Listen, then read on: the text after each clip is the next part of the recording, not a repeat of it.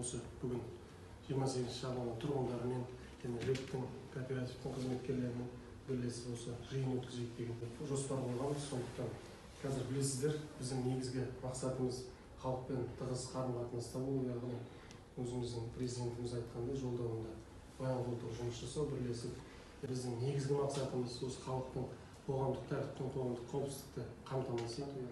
Сіздермен етене тығыз байланыста боламыз. Сондықтан көп жерде халық түсінбей жатады, полиция қызметкерлері барлық сұраққа жауап беруге тиіс дегенде, біздер қазір білесіздер, негізгі мақсаты қылмыспен тек әкімшілік құқық бұзушылыққа айналысады. Сондықтан біздерді кейде дұрыс түсініп, мысалы арыз жазғанда да біз барлығын заңдылығын қарап, заң шеңберінде уақытында біздер сізге жауап беруге тырысамыз.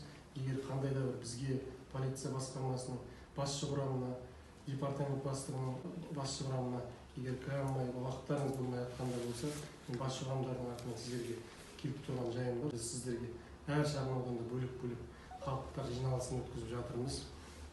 Және қазіргі таңда көп қабатты үйлердің, жаңадан соғылған үйлердің көп тұрғызылуына байланысты, және қазір білесіздер, қала аумағында ұрлық дерегі, яғни қылмыстың 99% деп айтсақ та болады, ұрлық дерегі.